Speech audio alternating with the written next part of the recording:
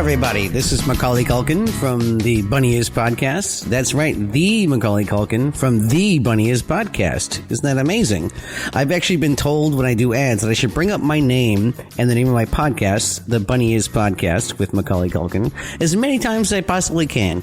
Yeah, so check out my podcast. It's actually pretty funny. Wait, what's the name of it again? What's my name again? Yeah, whatever. Enjoy.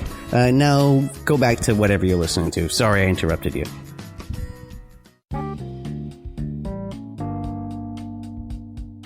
You are listening to Any Given Sunday, a part of the Dead End Podcast Network.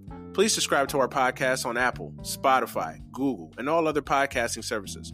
Please make sure you check out Dead End Hip Hop, Dead End Sports, Dead End Gaming, Is the Mic Still On, Chris Platt's Strictly Hip Hop and Hoops Talk, and a host of other shows on our podcast network. Thank you for listening and enjoy the show. Yo, what up? Welcome to Any Given Sunday for Sunday, October 20th, 2019. I am your host, Manny Brown. What's up, everybody? Welcome to another episode of the podcast. Hopefully you guys had a happy, safe, blessed week. My guest this week is a guy that I've been trying to have on the show for a minute. It's been almost a year since we've been trying to book this appearance, but through life and a bunch of other instances, things kept getting in the way, but we finally were able to get this thing on and popping. A joyous occasion indeed. Obviously, with the release of Joker, we're two big comic book nerds, so we figured this would be a good time to have him on the show to review this amazing film that's out right now. If you have not seen it, I don't know why, go see it. My man Jeff Jones, host of Jeff versus the World podcast. Welcome to Any Given Sunday. What's up, man? What's going on? Nothing much, man. Nothing much. I was joking on the intro there that it's been a minute, man. It's been a year since we've been trying to get this appearance booked, and now in one day this is the second show that we're doing. Yeah. See, funny how things worked out that way. Yeah, definitely. So I actually just did about 35 minutes or so reviewing Joker on his podcast, Jeff versus the World, and he'll let you know everything about that podcast in a second. So yeah, when this podcast drops, just if you guys want to listen to it in conjunction, listen to Jeff versus the World first and then listen to our podcast. We won't specifically spend all of our time talking about Joker. We'll break it up and we'll talk about a couple other topics as we normally do. But yeah, if you want to listen to Jeff versus the World, then listen to us. You're more than welcome to do that. It'll go well together. So yeah, definitely, man. But Jeff, man, welcome to the podcast, man. Before we get started, though, I like to give my guests that have been on the show, that have never been on the show before, just have them give themselves a brief bio, introduce themselves to the audience, let the audience know who are they, and just tell your life story, man, in a few minutes or so. Hey, I'm Jeff Jones. I'm originally from Petersburg, Virginia. I now live in New York, Manhattan. I have a wife, I have a family, and I just like to do nerd stuff. I like wrestling. I like comic books, comic movies, TV, anything and everything that's nerdy. You can probably figure I have my hands in it. I also have a podcast, Jeff versus the World, where I go and I talk to many different people from other podcasts, and sometimes I will be solo, but we talk for everything from movies, reviewing old movies. This Tuesday, we are actually starting our Hood Classics with my man Shaheed. We're doing New Jack City first. We just finished the Rocky movies. We've done other movies, up-to-date movies as far as like X-Men, anything and everything you could think of. That's what I'm going to review. I have Thursday nights I do wrestling. Tuesdays is usually where I would do movies, and you can catch me on any or somebody else's podcast talking about the same type of things.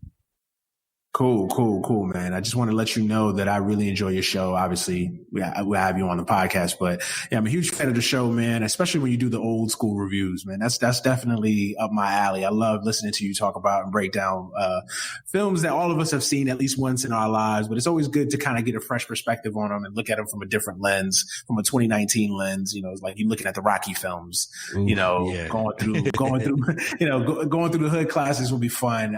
So I really, really enjoy that, man. If you guys haven't listened to Jeff, man, it's a dope podcast. Go check it out for real. What got you into podcasting, man? What was, before we kind of get into our content, just a little bit about you, what got you into podcasting? What was the thing that you can point to that said, I want to be a podcaster? I think I always had this idea of having my own podcast. And I think what really pushed it was just listening and hearing, and well, not even hearing, but I would hear like certain people of color doing podcasts. And I was just like, it wasn't enough. And I just felt like I had a voice and I wanted to say some things, and maybe I can bring a different perspective or do something different with the things that I like to do or I like to talk about. And what really did it was, I got my man, Cameron Hawkins, from South Congress. Shout out to Cam. He pushed me over the edge. And, after I had a conversation with him, last year, around the summertime, we were talking. I was just like, you know what? I'm just going to go ahead and start to do my own thing. And from there, I'm here now.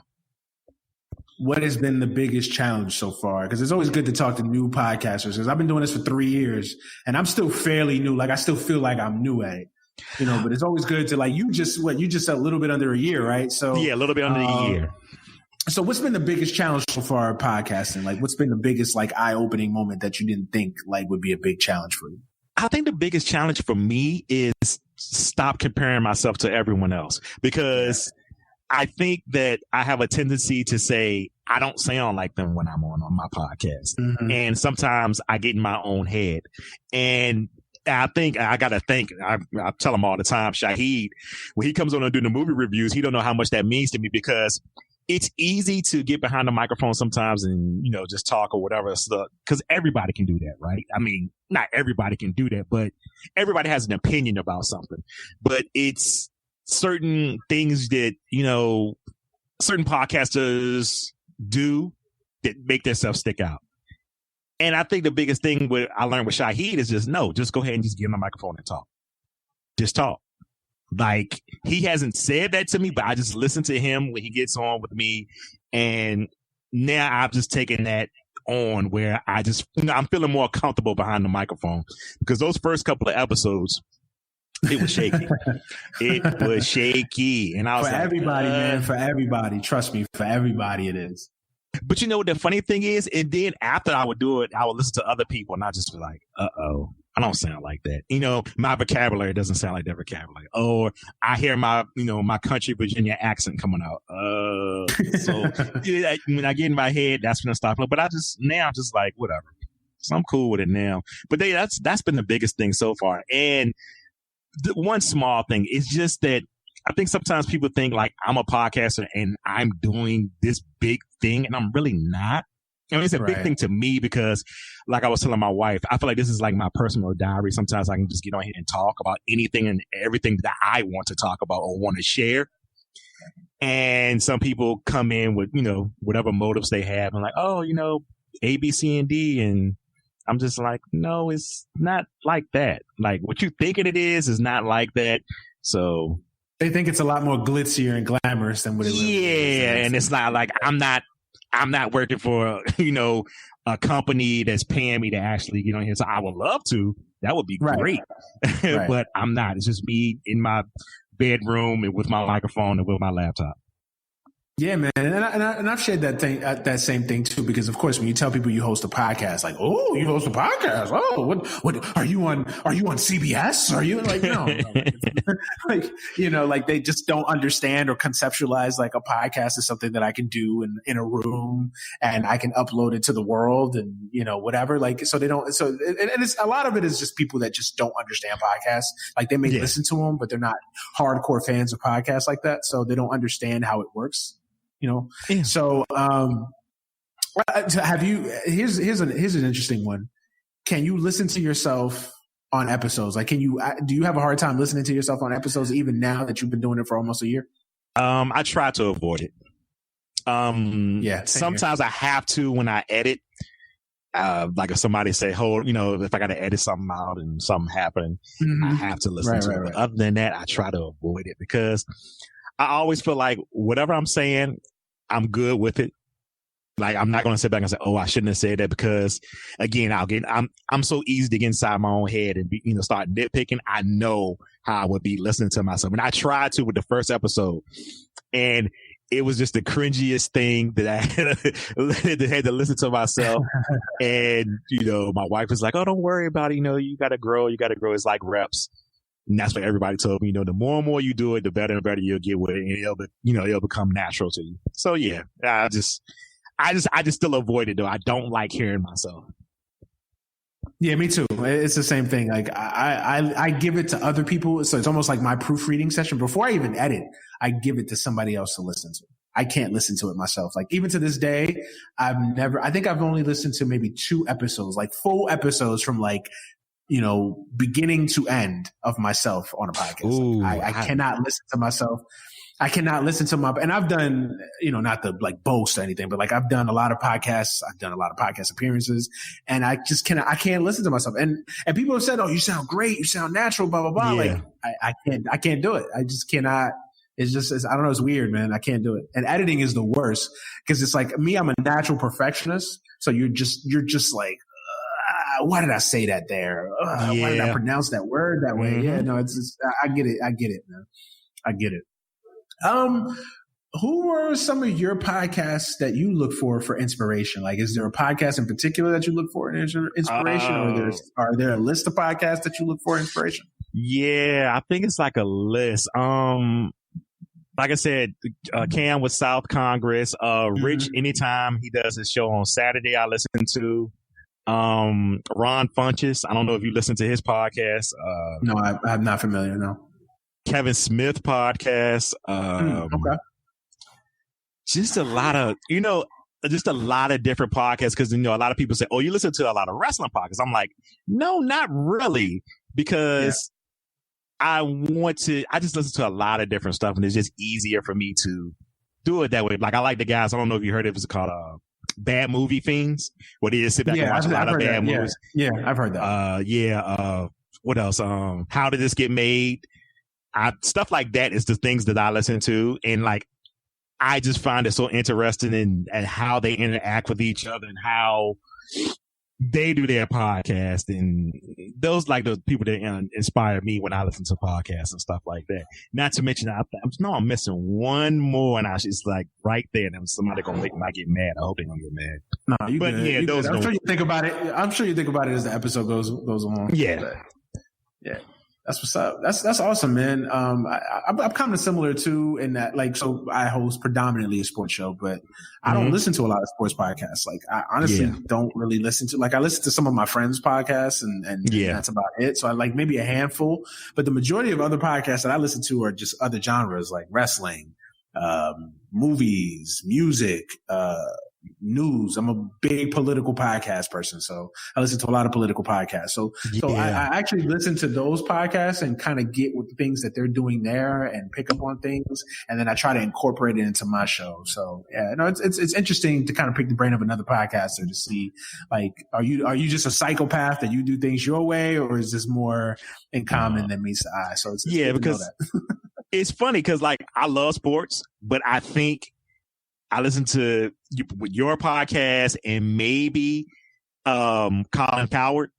Okay. I guess how you saying it. But other than anybody else's podcast, I don't listen to nothing else really as far as sports. Really? Yeah. Well, I appreciate that I'm in the same breath as Colin Cowherd. I really appreciate that, my brother. Appreciate that. Well, the funny thing about Colin Cowherd is I couldn't stand him and then all of a sudden one day I was just listening to his podcast. And he has a way of making things easier to explain. Like he can everyday life. He's very good at that. He's very good at putting everyday life with sports. And I just that's one thing I love about him. Sometimes he can still get on. He's great at analyzing things from a sports perspective, but what makes him brilliant is that he ties everything to real world perspectives. So he's a great analogous in that regard. Yeah, most definitely. Yeah, no doubt. Yeah, man. But I appreciate that, man. That's high regard there. It's Colin Cowherd and then Manny right there. I appreciate that, man. I appreciate it. No, man, but I feel you, man. It's weird how if you do a podcast in a certain genre, you don't listen to some of the similar podcasts in your genres. It's weird. It's weird how that works out. Just starting a wrestling podcast, I have like I think I'm in week 4 about to happen, and I really haven't been listening to wrestling podcasts. Really? It's like, because I'm just like, I don't want them to. I want to have an opinion when I get on the microphone. And now, like I said, I do it every Thursday. So when I get on Thursday, I don't want to have something that Wade Keller said in my head, or something that Rich might have said. Like, I'll listen to their shows, but like, I'm like during the week, Monday and Wednesday, I stay away from wrestling podcasts because I just wanted my own opinion to be out there. Interesting. Yeah, that's cool. That's really dope, man. And you mentioned you're a big sports fan. So before we get into the sports aspect, though, Petersburg, Virginia. How did you end up in New York? A wife. Life. Okay. Life. Yeah. Total sense, my brother. I get it. Yeah. So how long you been in New York? I have been here since, let's see, 2011. Oh, wow. Okay. So what, 8 years now? Wow. Yeah. Okay. Wow. So how do you like New York? Obviously you settled down and stayed. So I think you like it. How do you like New York? Love, hate. Love, hate. Okay. So I'm you know me, I'm a born and raised New Yorker. So I definitely it's a love, hate. What do you hate about New York? The people. It's only the commute. That's all it really is. It's the commute. Okay. Like, because we just decided, we're not gonna get a vehicle because that'll just be extra money for no reason. Right. So it's just like me getting on the subway today, going home, and all the bums now there's code are on the train, and I'm just like, oh, please get out of here. So it's just like, it's just, other than that, it's fine. It's an amazing place to live. Like, you can do any and everything at any time, pretty much. Like, you don't have to. You can travel easy. It's just sometimes the people, and especially in the morning rush, it's a little overwhelming. It's not now. Now it's just more aggravating and like, I got to get up in the morning and deal with these people trying to get to work. And so, like, when the people say New York is fast, that's what pretty much they mean. It's just fast. People just go, go, go. And contrast that to life in Petersburg. Like, so you spent your whole life in Petersburg, Virginia? Pretty much. Okay. So contrast that to VA and just slow. Growing up. And yeah. Very slow. Like here, if I want to go get something to eat, I can just go outside and cross the street pretty much. Or go around the corner. At all hours of the night and day. Yeah. In Petersburg, Virginia, I'm have to get in the car, drive 10 minutes, pick up my food, and drive 10 minutes back. So it's just like, it's different living. It's different living. And your wife is originally from New York? Yeah, she's from Brooklyn. Okay. So a Brooklyn girl. Okay, so she's a strong woman. Strong woman. She's a Brooklyn girl. That's a strong woman right there. I ain't gonna get you in trouble. No, it's all good. So living in New York, have you got into the New York sports teams? What sports teams do you root for? Absolutely none of them. No, let me stop. Really? Okay. Yes, okay. Don't tell me you're a Yankee fan, bro. Don't tell me you're a Yankee fan. No. Okay. All right. I'm actually a Chicago Cubs fan. I'm a Chicago Cubs fan. I am a Minnesota Vikings football team fan. I'm a Minnesota Timberwolves basketball fan. And I'm a New York Rangers hockey fan. Okay. There we go. Okay. All right. Cubs, I don't know about. I'm a Mets fan, so I hate the Cubs. And Minnesota. Why Minnesota? You like 2 Minnesota teams. Why Minnesota? Okay, this is going to be hard to explain. Okay, again, so I'm from Petersburg, Virginia, right? So there's really no team for us to gravitate towards. Now, if you go there, you're either going to have a bunch of Redskin fans or a bunch of Cowboy fans. That's the reality of it if you go to Petersburg, Virginia. Okay. And I just didn't like any of those teams at all. So when I started to learn the game of football, Minnesota, I would just see Minnesota and I just gravitated towards them. I don't know why. It was just something that the babies just liked them. I don't know what it was. I was just like, oh, I like them. And then that became, I got to watch Vikings games. And as I got older, oh, I gotta buy the dish, or I gotta buy the TV so I can see all their games. So it just grew and grew, and here we are. The Timberwolves. It's hard to explain with the Timberwolves for the simple fact I used to be a Michael Jordan fan. I was never necessarily a Bulls fan. I just loved Michael Jordan. So after Michael Jordan retired, I really didn't have a team or anything. I really never really had a team. And I was just like, something about the Timberwolves. Again, I was just like, I like the Timberwolves, and it just stuck. I know it sounds crazy. I know how things are, but it's just the way it is. And I'm the type of person, like, I know some people can, hop from team to team. I just never been that guy. Just like the Cubs. You don't know how a couple of years ago, 4 years ago, when they won the championship, how excited I was just for the simple fact of I've been with this team like, years. And we were just the lovable losers. And all of a sudden to win that championship, I was like, oh, this feels so good. And I'm hoping it's going to happen with at least the Vikings eventually. I don't know about the Timberwolves because they just seem like, they build up superstars for them to lead, but it is what it is. Interesting. So Timberwolves, Vikings, Cubs, New York Rangers. Okay. Interesting. It's an interesting assortment of teams there. That's what's up. Yeah. That's interesting, I guess. It's a good little, quite little nice mix there. Talk about being a Cubs fan and that championship. Like I can only, I kind of imagine what it would be like to be a Cubs fan because I'm a Jets fan and I've never in my life seen the Jets in the Super Bowl or God forbid even win the Super Bowl. It's been 51 years. With you as a Cubs fan, explain that feeling of that final out in 2016 and just oh shit, this really happened. We're World Series champions. Explain. Yo, real talk. I remember that night. I remember I stayed up. I remember everything about that night. I remember a tear came out my eye. But the simple fact, it was just for years, and I mean years and years and years, we were just like the lovable losers. We would just be the team that, they're going to lose. And we came close. The whole Steve Bartman thing that happened, and that team was really good. They didn't do it. And it was just I always thought, was that the team that's going to get the closest? And that was it. And to see that team and see what Mark, what's his name? Mark Madden?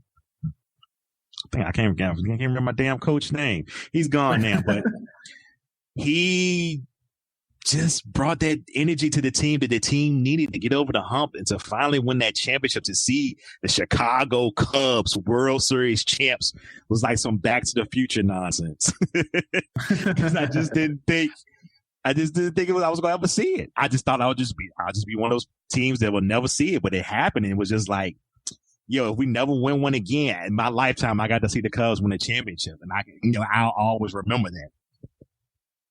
Interesting. Yeah, no, even though I can't stand the Cubs,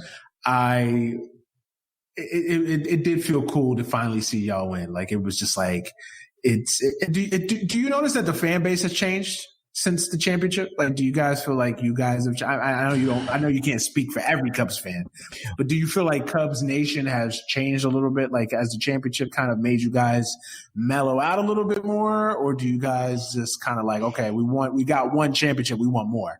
I think it mellowed us out, but I think you still have that social media Cubs fan that's greedy.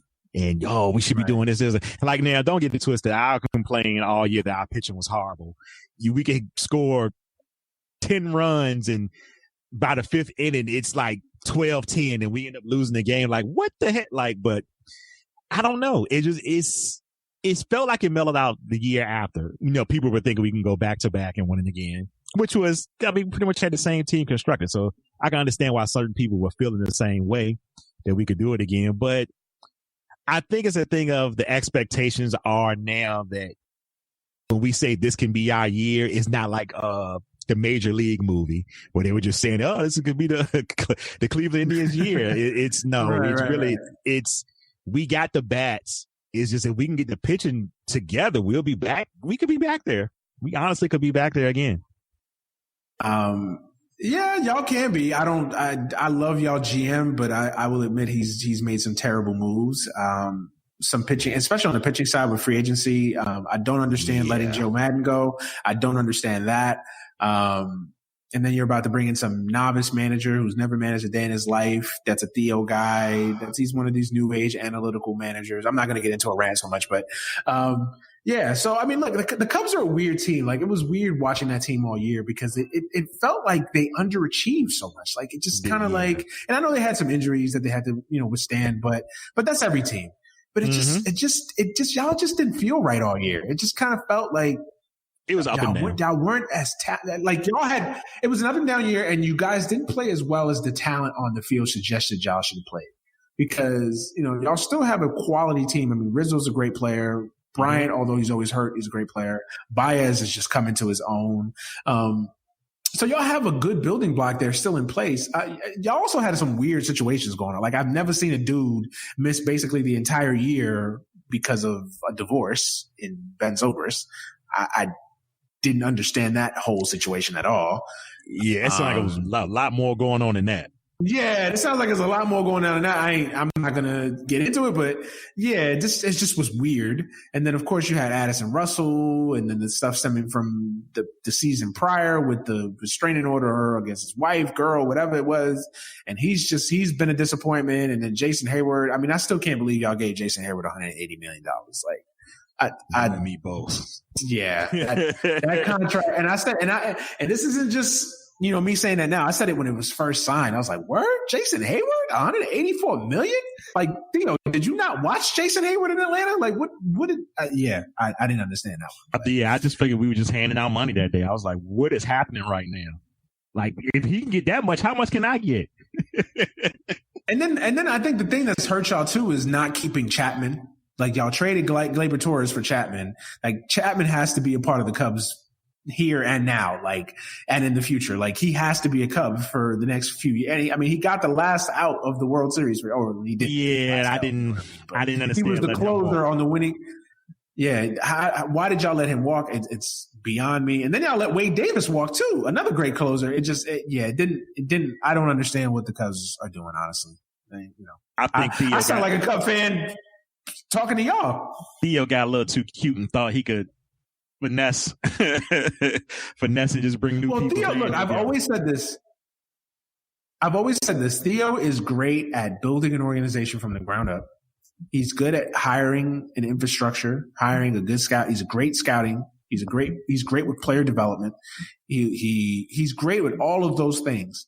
The one area of weakness that Theo has is free agency, and he's been bad at free agency. Like, if you go back outside of John Lester and David Ortiz with the Red Sox, where he basically found David Ortiz from the scrap heap, and giving John Lester and signing John Lester to that free agent contract before the 2015 season. Outside of that, he's been terrible. I mean, look at his track record. I mean, JD Drew in Boston, Lugo in Boston. I mean, Matt Clement. I mean, now with the Cubs. I mean, he's just been bad at free agency. So yeah, man, Theo has just been really bad at free agency. That's his 1 week for as great as he is. Yeah, we'll see how this plays out. We'll see. So yeah, man, the Vikings and the Timberwolves. Okay, man. I mean, hey, Vikings are doing something this year. Kirk Cousins. Speaking about bad contracts, man. Although he's starting to turn it around. Don't get me started. Don't get you started. Yeah, hey man, it's Sunday, man. Go ahead, man. Crank it up. Go ahead. Listen, release. I have did my sports show. I think what was it, week 4, week 3, whatever that week was that he had that awful game, and I've just come to an agreement that Kirk Cousins is going to be the guy that will put up numbers. He'll probably break some records. I don't know what type of records, but he'll probably break some records. But I feel like he has that Romo glitch where when you need him and when you need that one play, it's either something bad's going to happen. Either he's going to fumble the ball or either he's going to throw an interception. I just don't feel comfortable with Kirk Cousins as our quarterback. And there's nothing we can do about it now because he's got guaranteed money and he's only in his second year. We got one more year to go after this. I think he's a great mid quarterback. That's what he is. With the games that you saw, the Eagles games and the Giants game, yeah, that's pretty much good Kirk Cousins. But he's a tease. He's a tease. Yeah. And, I didn't understand that when everybody, all the Washington fans was like, oh, good, you can have him, you can have him, you can have him. I was like, wait a minute, we got a lot of weapons around, so he should be straight. And, yeah, I see what's happening. But also, I'm not going to put all the blame on him because I do also think you've paid him this much money. And like Thielen said, you can't run. Once people lock in on the run, you got to throw. And that game where we just kept trying to run. And I guess, I don't know if we were trying to hide or try to just, we know what Kirk Cousins is. Throw the ball. Let it rip. That's the problem with the quarterback. No, but I'm saying that's the problem when you have a quarterback like Kirk Cousins who you just don't trust with the ball because essentially he's a liability, essentially. Like if you're Zimmer, and I like Zimmer as a head coach, but I think he feels like I'm not going to put too much on Kirk Cousins' plate. I'm just not going. Like if I have to rely on Kirk Cousins to win me a football game, I'm inherently going to lose because he's just shown it time and time again. Yes, he's had moments of brilliance. He's had moments, and I don't want to say I'm a Kirk Cousins apologist. Like I've been a defender of Kirk Cousins. Like I think he's better than people make him out to be. And I think that we're in a conundrum in the NFL between fans. Like I think everybody thinks that guys like Tom Brady, guys like Russell Wilson, Andrew Luck, the elite quarterbacks. Everybody just thinks that these guys just grow on trees. They don't. For every Tom Brady, there's a Jay Cutler. For every Ben Roethlisberger, there's a Marcus Mariota. Like these guys just don't grow on trees. So the fact that if you're able to get just a solid quarterback, a semi-competent quarterback, a guy that you can rely on to at least keep you in most ball games, then I think you're doing better off than a lot of the teams in the NFL right now because these guys just don't grow on trees. My problem is we paid this excessive amount of money and we just could have kept Teddy Bridgewater or Case Keenum. We could have just kept one of them. If this is the way you were going to... But he's better than them, though. I understand. But if you're going to manage him like he's not better than them, then you should have just kept one. That's because true. Yeah. I'm looking at what Sean Payton doing with Teddy Bridgewater. I'm like, listen, old boy, Drew Brees can retire and the Saints will still be okay. They will still be okay. They will still be a contending playoff team. Case Keenum, I don't know how much talent is in Denver. I don't pay. Oh, no, is he in Denver? No, he's in Washington now. He's in Washington. Yeah, so that speaks for itself.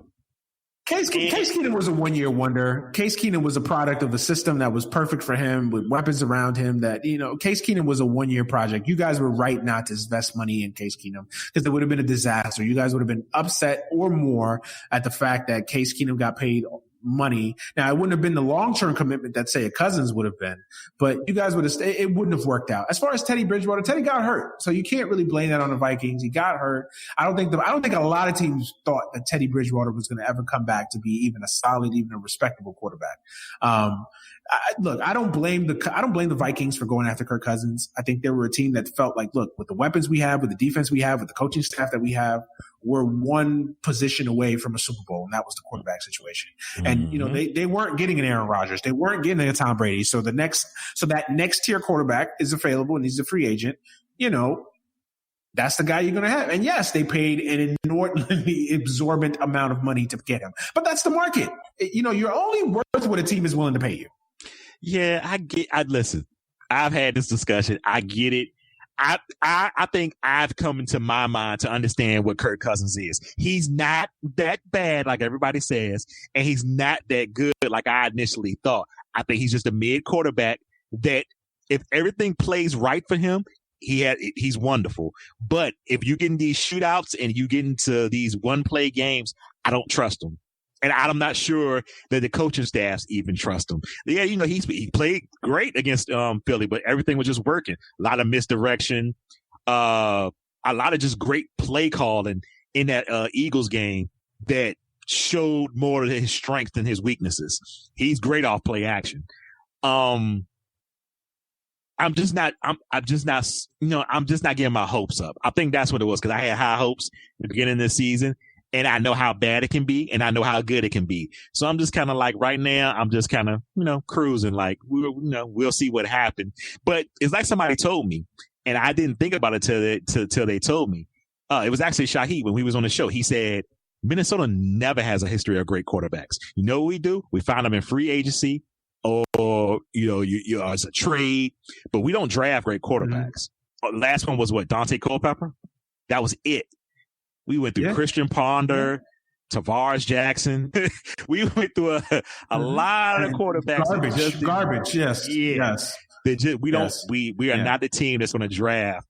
And maybe one day we will draft a young, future quarterback for our team, but we're just not good at it. And I hope things just play out well this season. We'll see, because you never know. That's the one thing about the NFL: injuries, teams could instill early. Teams can fall off. You just never know. So right now, I like the position we're in. That's what I'll say. I'm not happy with our quarterback. I'm not mad about our quarterback. I'm just indifferent with him right now. Listen, Kirk Cousins is a guy who I compare him to a lot is Joe Flacco and Eli Manning. They're not great. They're not bad. They're good, solid quarterbacks that can get hot and play great for 4 or 5 games. And sometimes that's all you need. Like sometimes, if you catch these guys at the right time of the year. So like Kirk Cousins is a guy that in January can get hot and he can win you 3 games and a Super Bowl.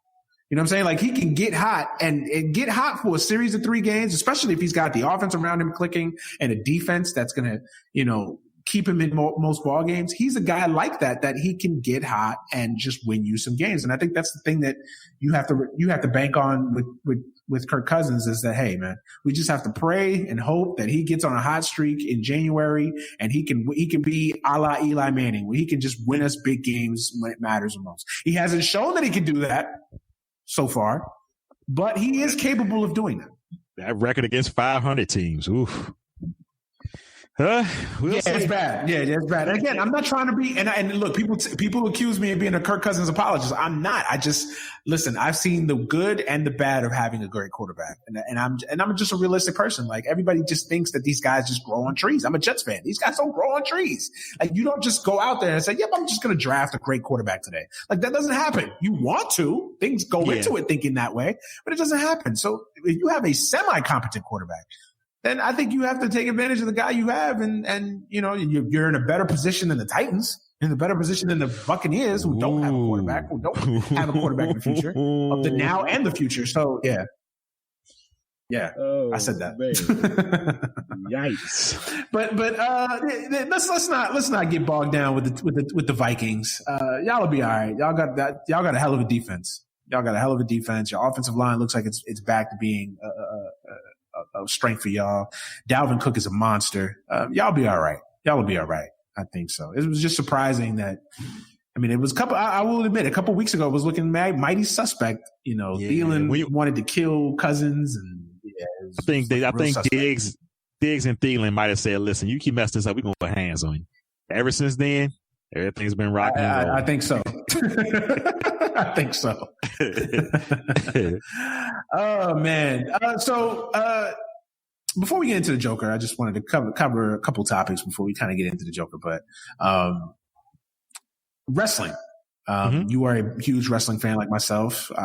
Obviously hosted a wrestling podcast as well. Mm-hmm. What are your thoughts so far on AEW? The new Wednesday Night War, so to speak. Have you been surprised how good AEW has been coming out of the gate? What's your thought overall on the presentation of AEW? 3 weeks in now? 3 weeks in, I think AEW is right where they want to be. It seems like to me they have a plan of what they want to do, and they're not altering or moving around because of NXT movements or anything like that. It seems like those guys have a week-to-week idea of where they want to go and who they want to put over. I think Jim Ross, for some reason, I was really down on Jim Ross, but having him with Tony Schiavone, I don't know if that's rejuvenated him or what, He sounds a lot better now than he did on the little sprinkled out shows, the all-in shows and shows here and there they had over the summer. One thing that sticks out to me about AEW is just how the optics is beautiful. It's different. Mm-hmm. It looks different. Mm-hmm. You know, being on TNT, the number one thing, you didn't want to come out there looking like recycled WCW Nitro. And it doesn't look like that. It looks like something new, fresh. They're in these big arenas. And that's no knock on NXT because, you know, being in Florida, I mean, that's the niche. That's the whole thing that got people popping for, you know, the TV show, because to me, I feel like a lot of people have the network just to watch, or had the network just to watch the NXT shows. Now you just be watching takeovers because now, you know, they're on USA. But as far as AEW go, I've been really enjoying. I've enjoyed what they're doing with Jericho. Jericho building a stable. It looks good. If I had any concerns about AEW, I feel right now, I think they need, and maybe this might sound crazy, but I've been saying this for the last 2 weeks. I think I said it on a couple of shows, that I feel like that Cody, Kenny, and the Bucks are very aware of, you know, what the internet is saying or what, you know, social media is saying about, oh, well, you know, they're only going to book themselves. And I just want them to be cautious of that, because I think you have a superstar in Kenny Omega, and I get they don't want to push him out the jump, but you have to give these people who may be casuals that has been saying, well, what's the hype about him? I don't see nothing. Oh, he just got beat up. You know, you don't want to wait too long to really push and show what he can do, because you're in a good space right now where all the eyes are on you, and you don't want to lose some of these eyes. Now, granted, they did lose some of the ratings just because that was going to happen, because the first week was curiosity. The second week was still that, you know, curiosity. Now, I think after the third week, I think this is the bottom line of viewers that they're going to have. But if you want to attract these new viewers, then I wouldn't hold off on the Omega push too long. And I would be very careful how you use Moxley too, because you don't want to do the Stone Cold thing. And if you are going to do it, make sure you do it way different from, you know, what we've seen over the years as far as WWE, WWF maybe. But yeah, AEW right now for me, it's been great. It's been actually my favorite show to watch the last 3 weeks, just because, you know, I love seeing something new out there. And these younger guys, like your Private Parties, the guy that Jericho went against, I can't think of his name now. The skateboard kid. Put me on the spot too. Yeah, I can't think of his name. God, it'll come to it. Yeah, it'll come to me. But how they building up the young talent, and it seems like they're not really rushing anything. And like I said, they have a plan. They have an idea where they want to go.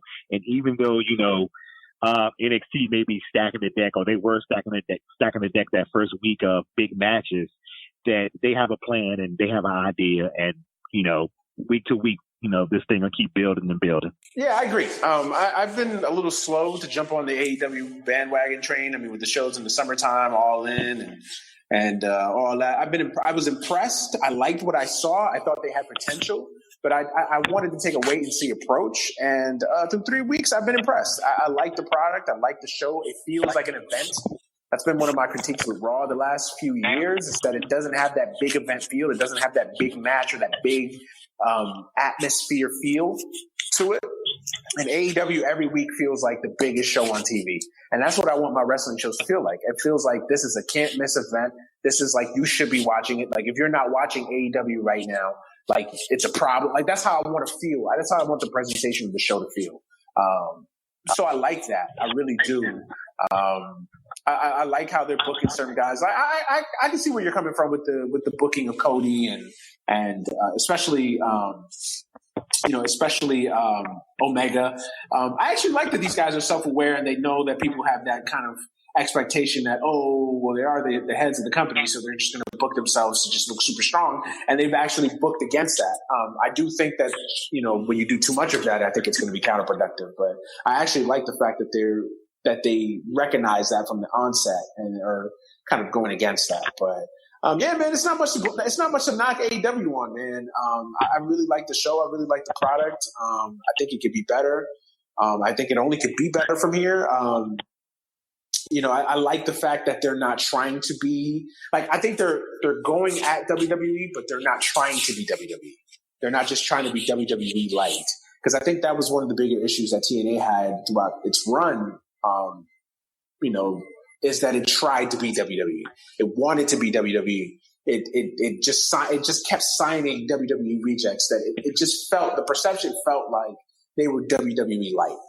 And I think AEW is being very careful about not doing that, and I commend them for that. So yeah, man. I mean, not too much to knock on AEW, man. It's a good show. If you haven't been watching it, check it out for real.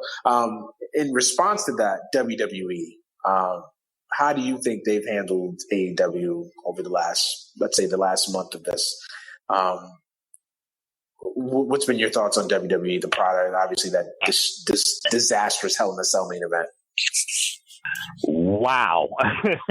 Lots to unpack. But I'm going to keep it short. I honestly think that I feel that WWE is in a place financially where they feel like we're going to put this out there, people are going to watch. No matter what. If we make mistakes, people are still going to watch.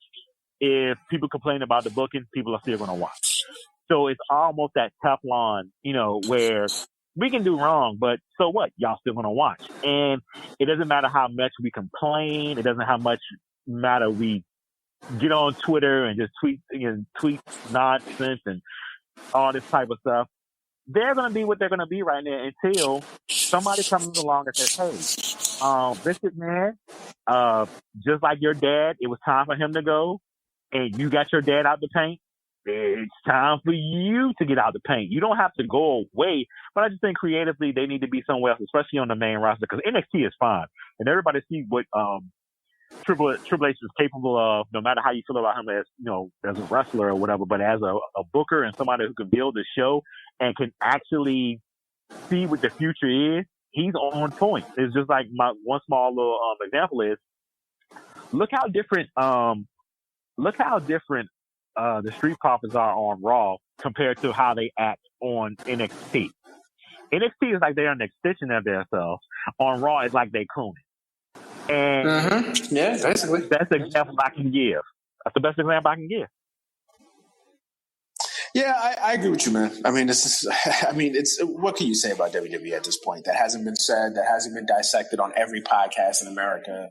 It's just like, not to get into a rant because I know we got to get into Joker stuff, but like you would think that they would have some competitive energy, some juice. Like, yo, we got this new company, even though if we don't believe long term they're going to last and they're going to compete with us. Like, you would think like a little competitive juice would fire them up a little bit and be like, you know what? All right, look at these little cute little upstarts. Let me show you what the big boys. Let me show you what the big dogs do here. And it's just like honestly, they've been worse. They have been worse since AEW came on TV. Like it's lit. Like they could not have been worse. It's like they just are so tone deaf, and it starts at the top with one guy. It's an audience of one, and I don't, and you know what? This may be different than other wrestling takes. You know who I blame? I don't blame Vince McMahon. I don't blame Triple H. I don't blame the entire infrastructure. I blame the fans. I blame us.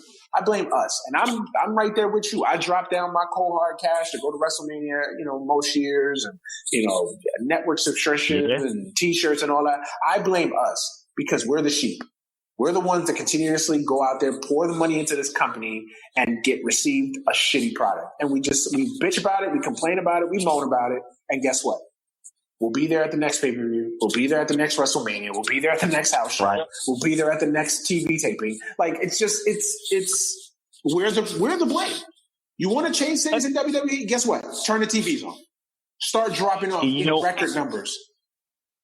And I just said that recently. I was like, it's becoming a thing of we can skip a show, and Raw is looking like the show that people can start skipping.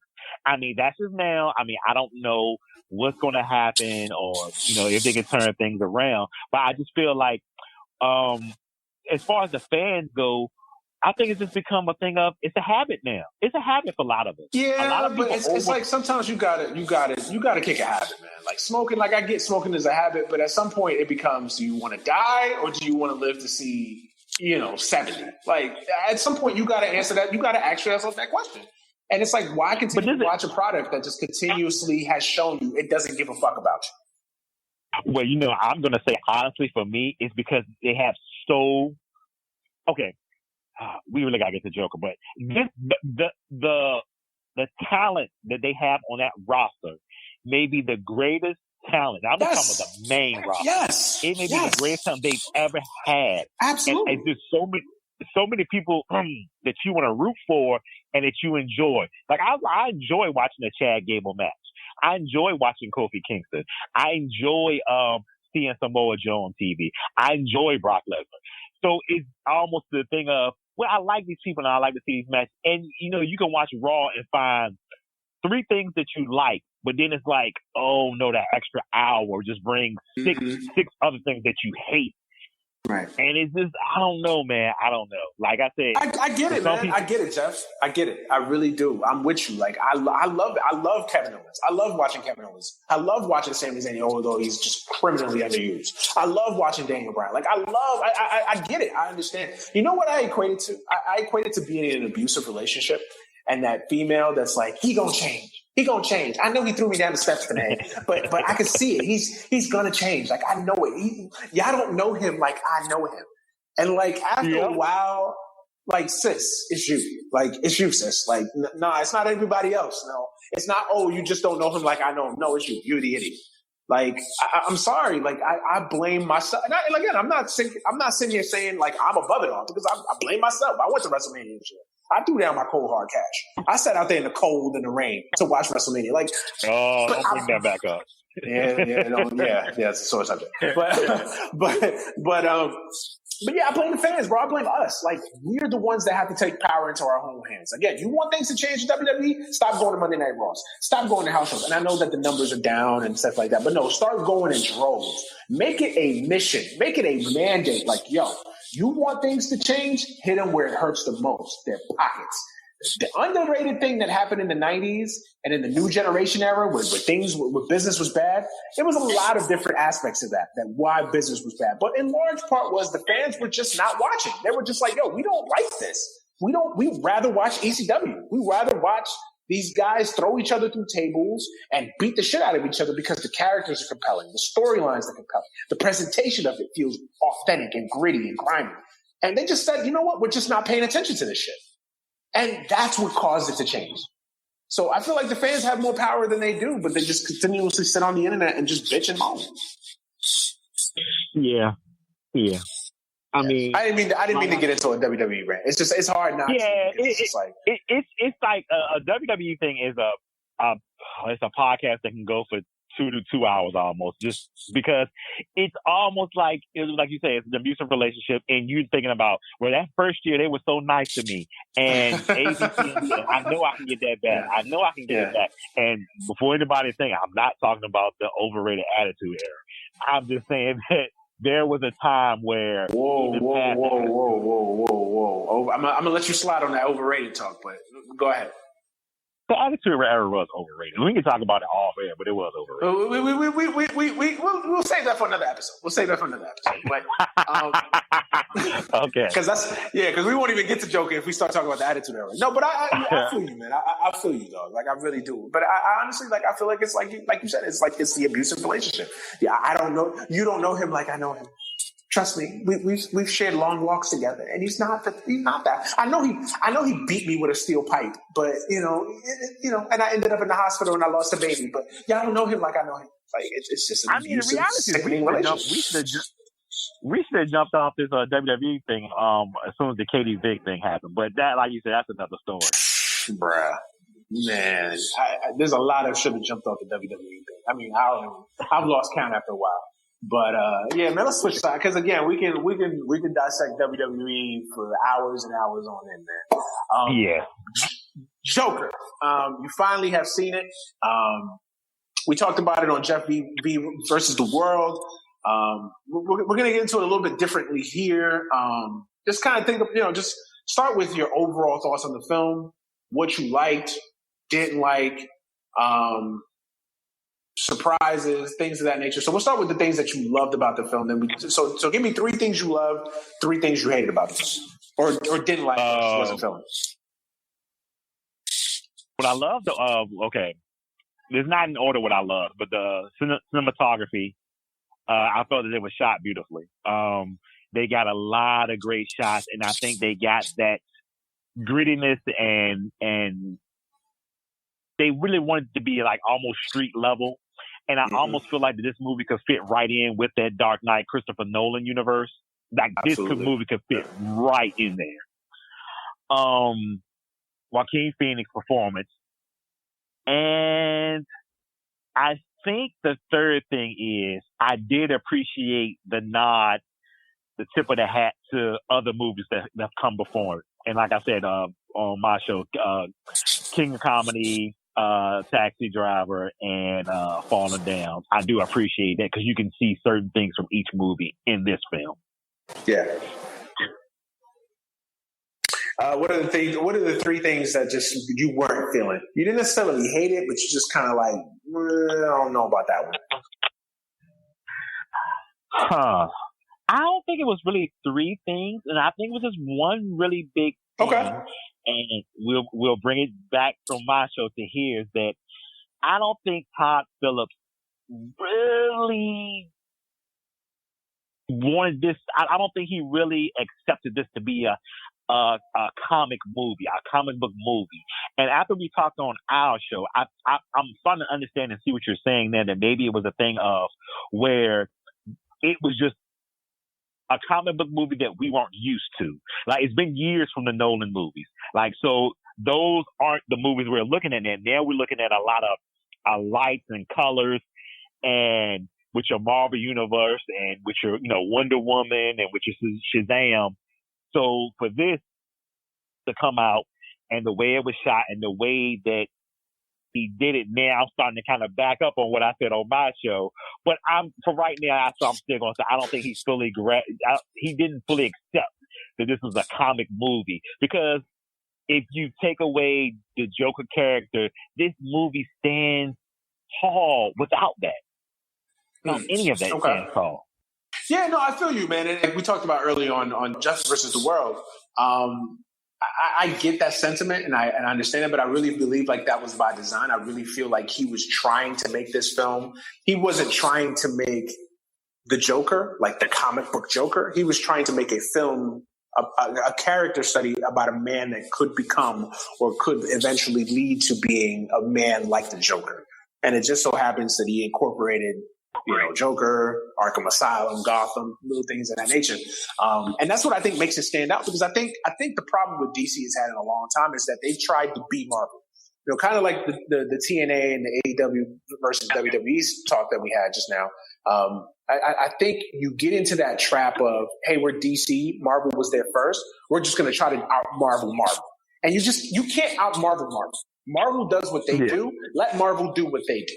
You at DC, you got to come at it from a different perspective. Like, okay, we're not Marvel. We're not going to give you the laser light shows and the larger than life characters from that perspective, but we're going to give you more grounded, well-rounded stories in a real world setting. And I think that if DC starts doing that, and even with their other, and I said it on the show, that DC is really on a hot streak right now. It started with Wonder Woman, Aquaman, and now Shazam, and now, of course, this movie. So that's now 4 really good, I would argue, great movies in a row. And I think the thing that those movies have in common is that they're not building a universe. Even though technically Wonder Woman kind of sort of was in that Man of Steel universe or whatever. But for the sake of my argument, whatever. What made Wonder Woman great was it wasn't trying to set up 4 other Wonder Woman movies. It was contained in its own movie, its own story. And same thing for Aquaman, same thing for Shazam. And I also think that it's in a real world setting. Like, I believe that Shazam can happen right outside this building that I'm in right now. Like, I can believe that. Like, a dude that just randomly gets powers and is doing dumb shit on the internet, on YouTube for money.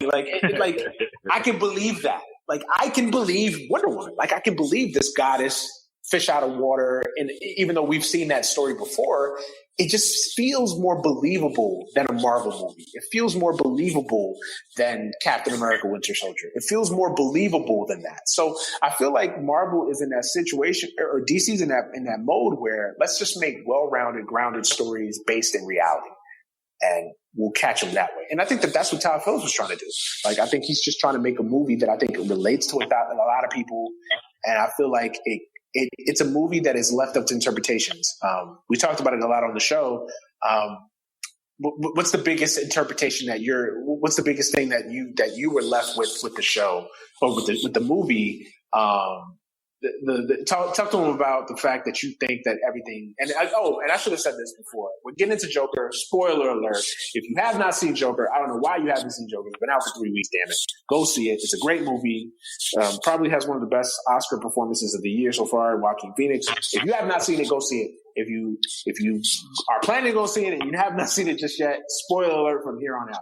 So if you want to drop off and come back to us when you have seen it, by all means, we'll holler at y'all later. Anyway, spoiler alert now. So you talked about it, the end scene with him talking to the nurse and the joke. Just go ahead and just, for those that may not listen to your show and listen to our first discussion or whatever, talk about that. Okay. So what I feel like that none of the things that happened in the movie from when he's sitting down with the social worker and she says, do you ever think about the things that you did, how you got locked up the first time? I think he's still locked up, but his mind takes him away, and that's the whole movie. And then at the end, we get to what's so funny, and you wouldn't get the joke. I don't think anything in the movie happens. That's just my interpretation today. Tomorrow, 2 weeks from now, a month from now, it could totally change. Because this is what this movie is. This movie is left up to your interpretation of how you take the movie. I don't think it's a movie where, and like I said, I was texting you a day or two ago, and I told you that I was at the comic shop, and it was like 4 or 5 of us just sitting there talking. It was just like we all had different ideas of what the movie was, and what we thought about or something. And it was great because that's one thing I think he did want at the end of the movie, because he was going for the nitpicking of everybody saying, well, why are you going to do a Joker movie? Blah, this Joker doesn't have an origin. And he left it just like that, like a comic book would. Like, is this the Joker? Is this the person that would end up actually being the one to go against Batman from years to years to years? Or is this just the person that gives the real Joker the idea to become the Joker? We don't know. And I think the movie left it in a good spot for you to feel however you want to feel about the movie. But I just think the movie did a really good job of taking you inside Arthur Fleck's mind, because a lot of the things that you see aren't really happening. And like I said on my show, he becomes an unreliable narrator of the film. Like, we don't know exactly what's real and what's not real.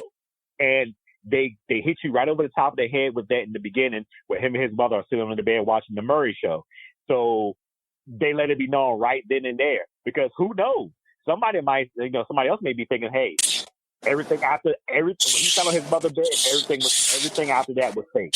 None of that stuff ever really happened. See, we don't know, because that's the one thing I love about this movie is, like, there's no right and wrong answers. There's not. And until the director comes out, until Joaquin Phoenix come out and say, hey, this is what it was supposed to be, we can just all just guess and talk about it. Yeah, I agree with you. And that's what makes this film brilliant, is the fact that it is left up to interpretation. It is left up to your own mind and your own devices of interpreting the story. And I think that's what films like this, even Taxi Driver to a certain extent, like, it kind of left it open-ended. Like, it was, did Travis Bickle survive? Was all of this in Travis's head? Was Travis really the villain? Was he a victim? It's a lot of different ways that we can go with it. And I'm sure that if we, everybody, if 1,000 people listen to this show, you'll have 999 different opinions of what the film was about, love or hate, you know what I mean? So it's one of those brilliant films that I think it makes you think about things. But, we talked about the film and what we liked or whatever, but what I really want to talk about, especially on this podcast, is the conversation that this film is starting to have. And I think what this film is really trying to do. And I love films that have an eye on the real world and an eye on society. And I think that they're trying to open up a bigger conversation. And I think what this film was trying to open up a bigger conversation of is a critique on society and how we treat the mental health in this country and the mentally ill. And I think that it was brilliant in that this film basically tells you that we are like, what responsibilities do we bear in creating the Joker? What responsibilities do we bear in creating the next mass shooter? The next serial killer?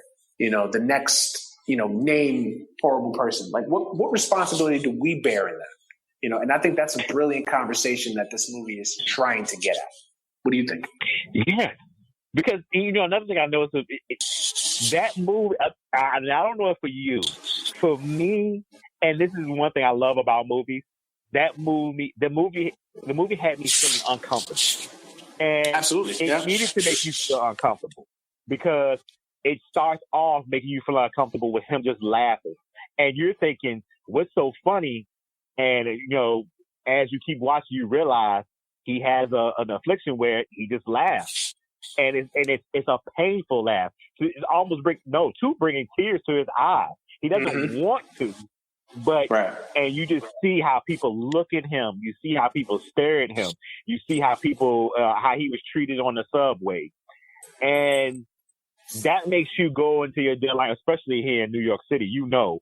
How some of those people are on the subway or out in the street and how we as people treat them.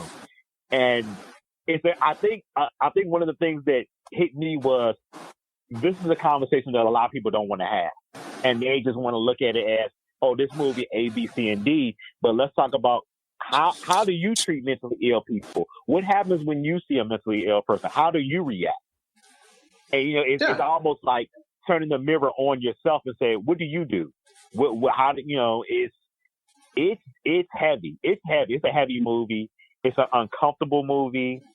And one thing, I know this is a little sideways, I was really surprised about some of the parents bringing kids. I had like 3 or 4 kids when I went to go see. Really? I was a little thrown off. That always shocked me. Like I feel like these people do this on purpose. Honestly, like I feel like these people, like, it's the Joker, right? Like I think, you can't be like, you know what? If you want to tell me that in 1992 you didn't know that Batman Returns was going to have a plot where Penguin was trying to kill the firstborn sons of Batman, like I understand it. It was pre-internet. Like you're just thinking, oh, it's Batman, mommy, daddy, I want to go see Batman. Like you're not thinking that. But like in 2019, you can Google movies, you can Google plots.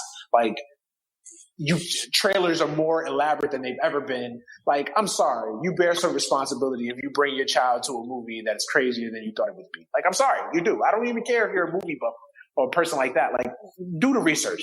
If it's a movie that your son or your daughter wants to go see, do some research. Take 5-10 minutes, look up some YouTube reviews, look up some YouTube videos, look at, analyze the ratings, see the things that you feel comfortable taking your son to or not, or daughter to or not. Like, I've never understand that. Like, I feel like these people kind of do it on purpose. That like they purposely go to these movies that may be iffy for their kids and then feel triggered and then be like, oh my God, I was triggered. Like, no, you went to the like, what did you think was going to happen?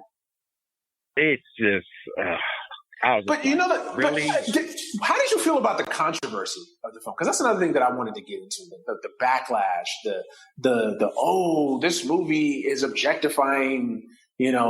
It's making Joker a sympathetic character, so it's gonna lead to more people doing these things. Like, how did you feel about that whole controversy? I was a little indifferent about it because I understood what some people were saying, and then I took a step back. I wanted to see the movie for myself first, and the one thing I wanted the movie to be was sort of responsible.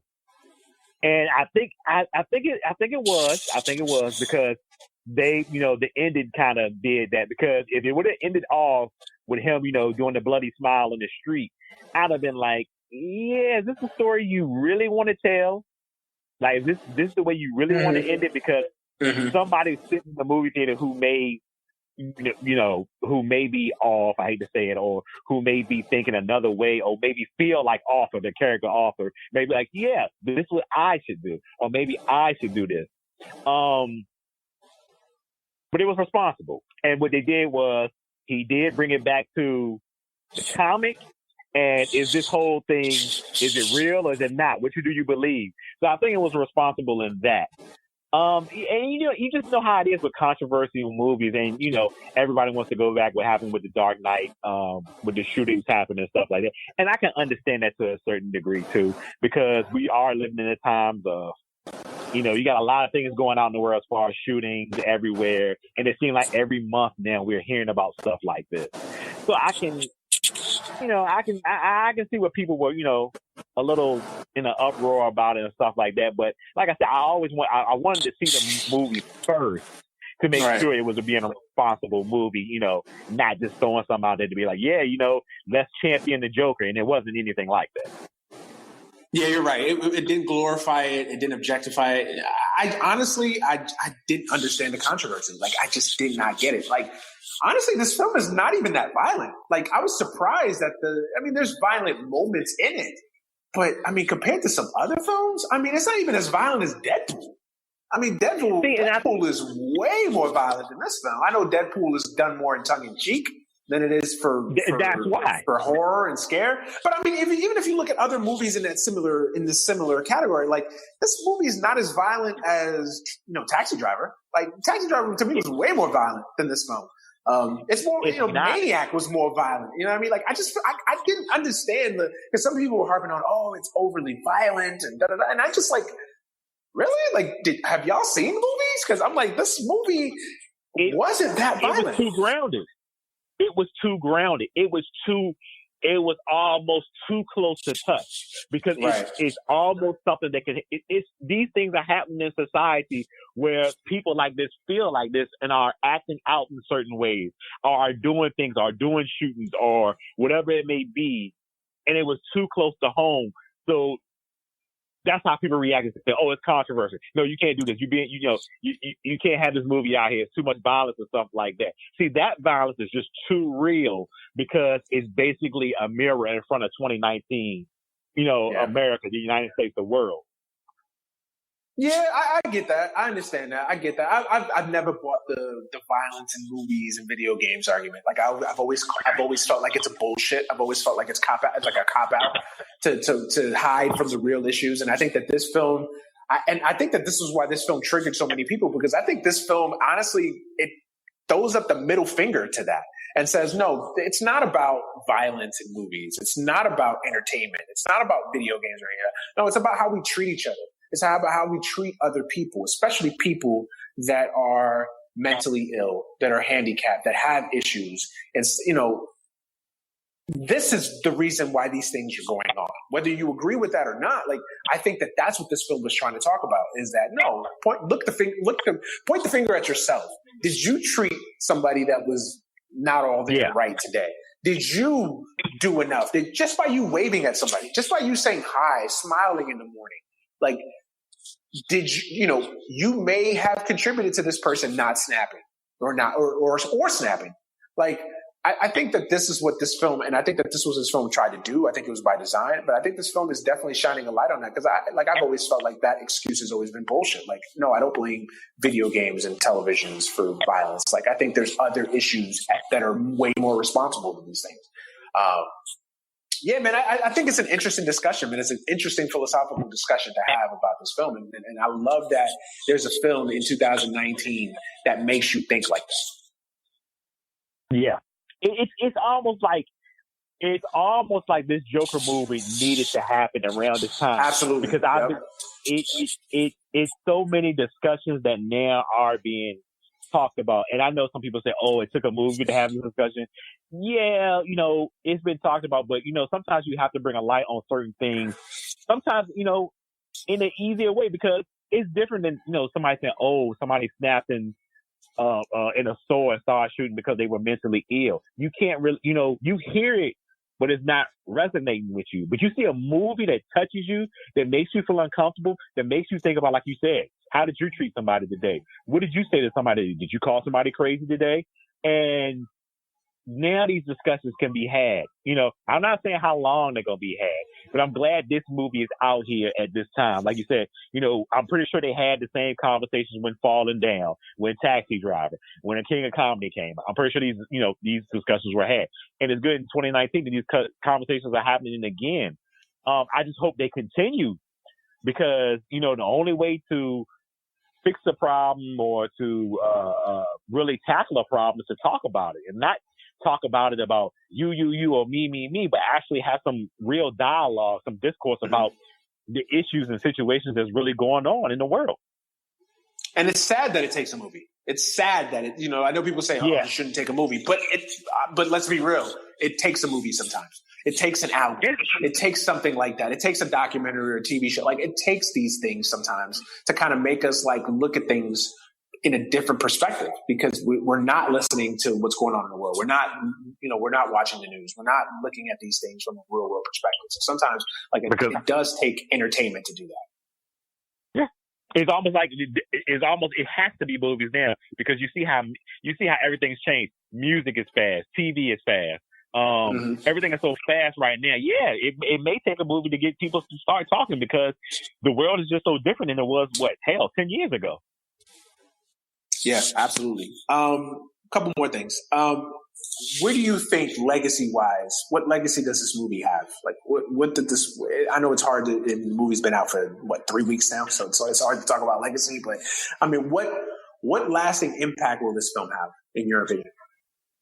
I think the lasting impact of this movie will be its performance. I really do. I think out of everything, it's going to be the performance. I think, like we said on my show, I believe this will be a movie that will be taught in classes.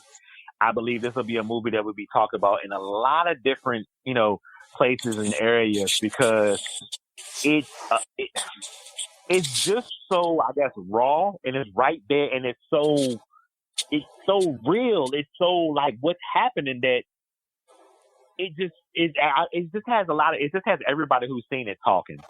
And it's good that we're talking. But the number one thing is going to be, I think, the performance. I think people will go back to this performance and be like, wow. And I'm not putting it, Heath Ledger's performance as the Joker was something completely different. We'll get to that. We'll get to it. Yeah, if you want to, this standalone Joker movie, this movie alone, what Joaquin Phoenix did is amazing. It's amazing the depths that he went to. I don't even know what it did to him, you know, really in his personal life. I hope he's okay. I'm pretty sure he had to go to certain places and learn certain things and do certain things. And, you know, to get to that point, to bring that character to life, and look at the toll that it took on Heath Ledger, and, you know, ultimately what that happened with that. It's just the Joker, man. He's not. You know, I just remember watching the replays of the campy, you know, 60s version, and to see what Joker is now and how we see the Joker, it's just amazing. And, you know, it's almost like, what happened? And I think it was like the world, the society, everything changed. As the world kept going, the Joker changed. And, you know, people see him in so many different ways now that I guess this will be that Joker that people really remember now. Without the Batman, I think eventually, you know, this will be the one that'll be standing on top, because he went to a place where it was almost, it wasn't even like any other Joker before. You know, like I can see a little bit of grabbing from each of them, but he really, really made it his own. Yeah, he did, man. He did. What do you think this does to the comic book genre as a whole? Like, what do you think this does to the? Does it flip it on its ear? Does it make other people that are making comic book films kind of like, oh, like, this is what you can do now? Like, this is the next step in the evolution of a comic book film? I don't think so. I think that what this is going to do, the only thing I think this is really going to do is make more brave choices when it comes to comic books. Knowing that I can still make a great TV show. Look at The Boys. I don't know if you watched that on Amazon. I have not. It was amazing. I have not. Oh, wow. It was amazing. And it was nothing like any other TV show, comic show that came on. It was different. With this movie, The Joker, like I said, you can almost put this in the Nolan universe, but it was a little more grittier, a little more dirtier almost. And I think this gives, like I said, this gives studios, this gives directors, this gives writers. I think this gives them that confidence to say, okay, we don't have to be Marvel. We can go here. We can go there to certain points. And I think the audience will be receptive of it as long as we treat it with care, respect, and we respect our audience as far as, whatever it is, we may dive into. Yeah, no, I totally agree. And then I guess my final question, I have to ask, right, is Ledger, Nicholson, or Phoenix? Who's the best Joker of all time?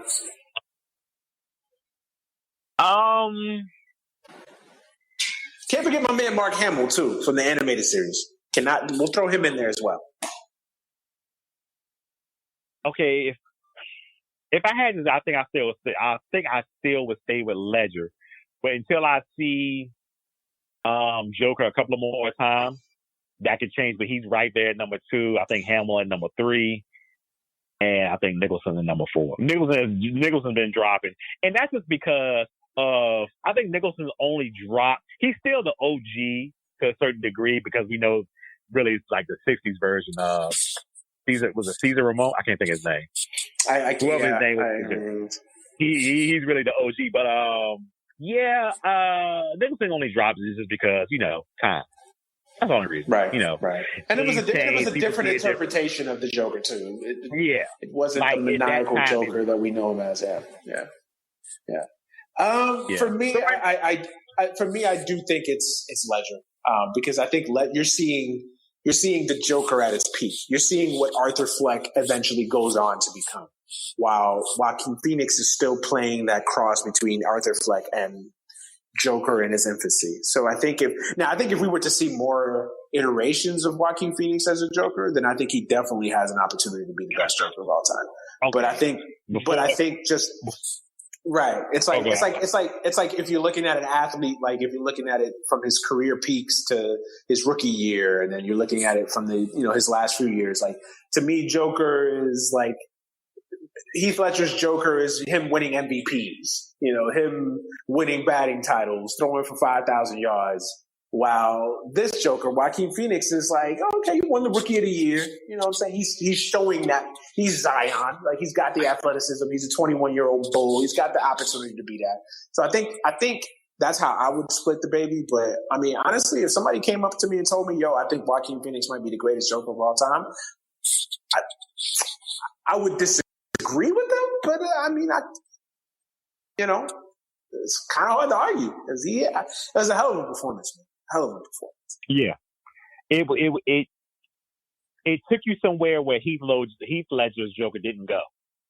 Yeah, you know what I mean? Like it was like a more personal route. Yeah. Because Legends was anarchy. That's all it was. It was just straight up anarchy. That's it. But Joaquin was like it was personal. It was emotional. It was you didn't see everything, but you saw enough to know what got him to that point. Yeah, absolutely. But it is interesting. It is interesting that I heard Jared Leto was so upset that I guess he's saying he don't want to be Joker no more. Like it's over. Like since they did, because he didn't want them to make this movie without him. Dog, and I didn't hate the Jared Leto Joker. Like he was fine. Like I didn't hate him. Like to me, like I think Jared Leto suffered from.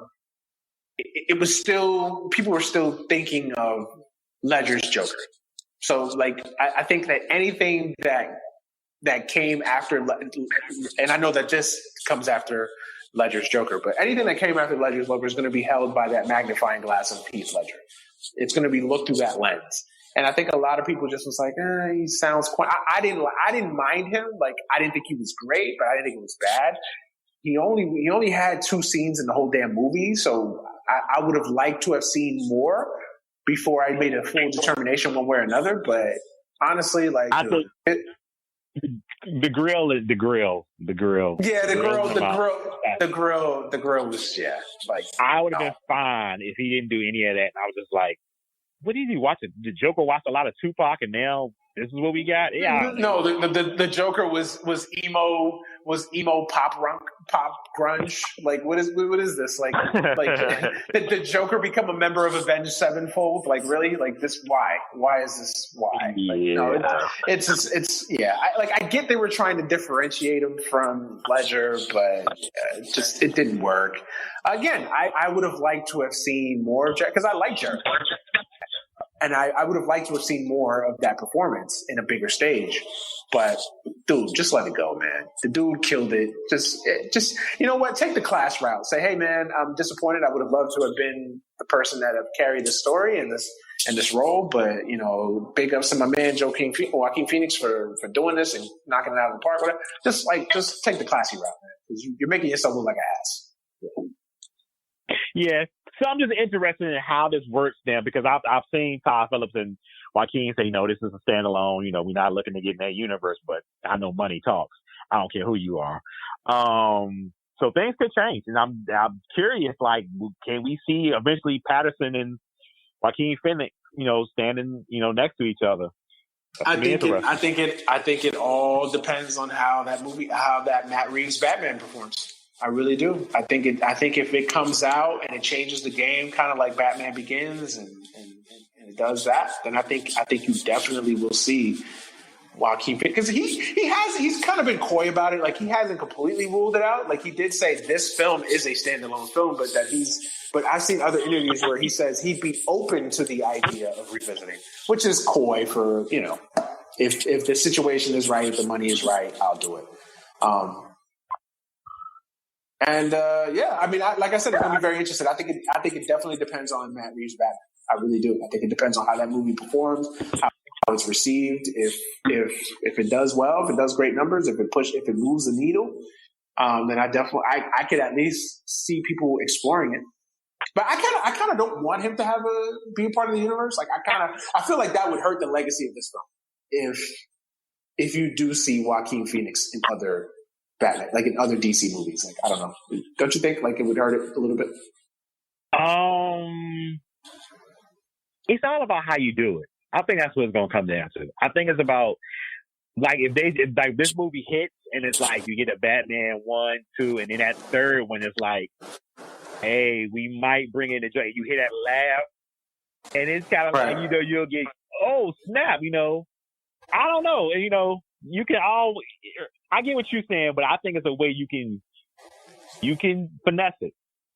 Yeah, I think so. I think there is a way that you can do it. What I worry is that the expectation is going to be through the roof that you're never going to be able to top this performance. You know what I'm saying? So I feel like, I don't know. You better off just leaving it as this. I don't think you could top this performance because I'm gonna tell you. Yeah. But you know how comic book fans think, like, you're going to have to exceed the performance. Like, because if he comes out in Batman 3 or whatever, right?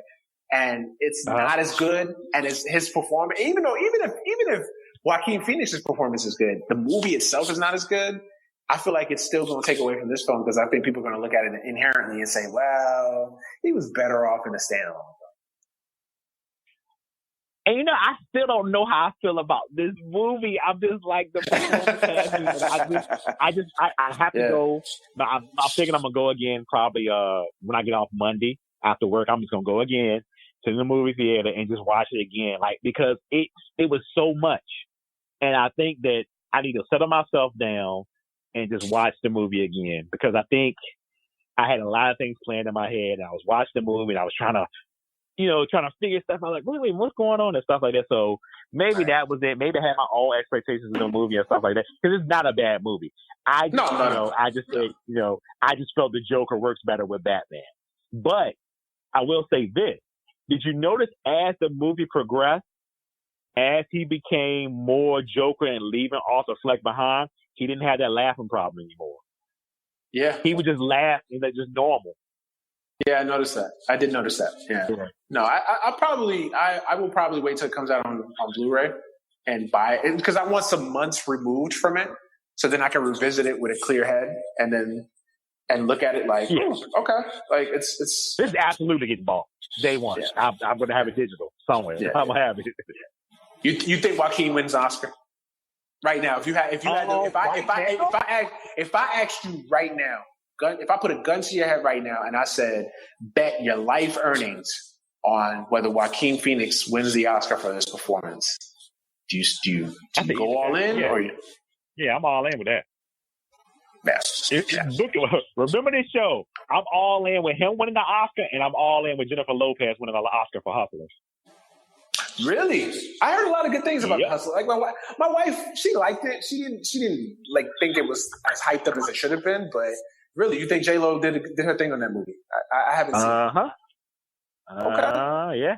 I mean, right now, I don't know who you could go for Best Actor in a motion picture right now. I mean, it's still early. I mean, the award season hasn't even really kicked off just yet.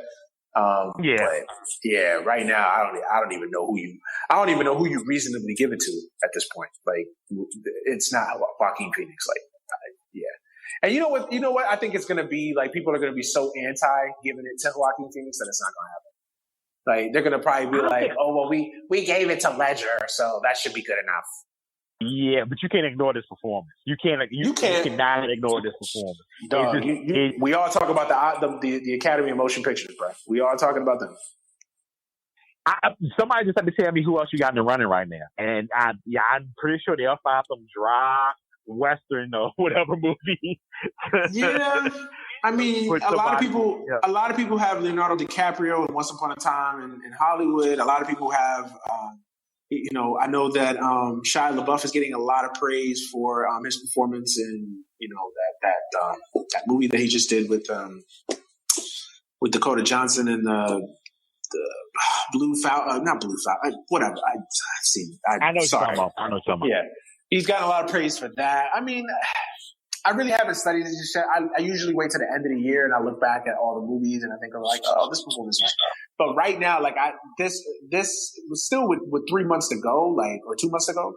Like honestly, I can't think of any performance that has impacted me or wowed me in a film like this performance so far this year.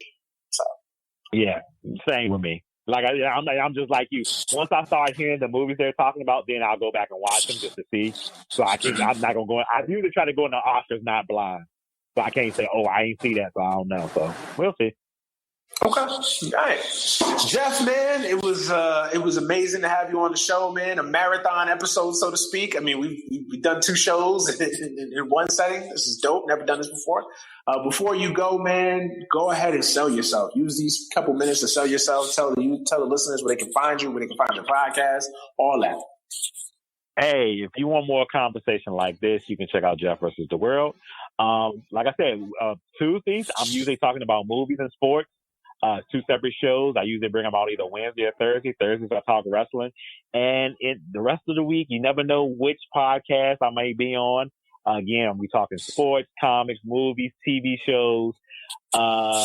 Just a whole lot of good stuff, man. A whole lot of nerd stuff. A whole lot of super, super nerdy stuff. But it's just fun. I always have a guest. Sometimes I go solo.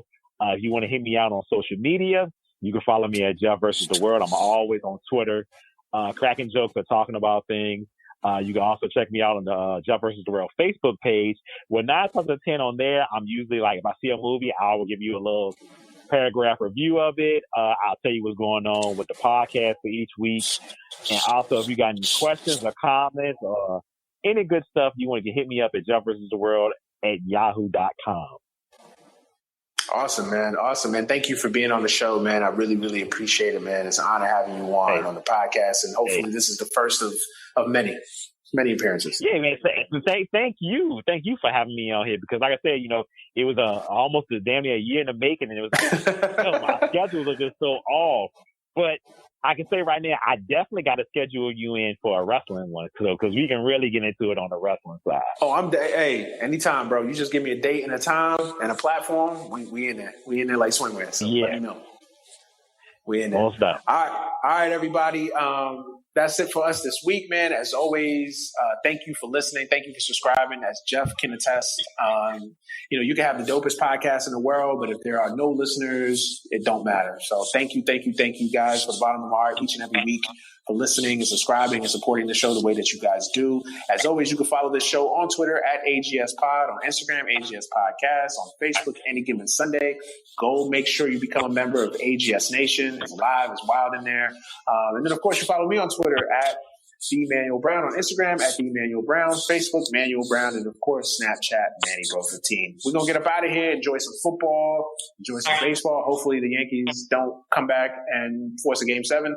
But anyways, man, we're going to get up out of here. Enjoy the rest of y'all weekend. Have a happy, safe, blessed week. We'll be back next week with another episode of the podcast. For Jeffrey Jones, I am Manny Brown. We are out of here. Peace.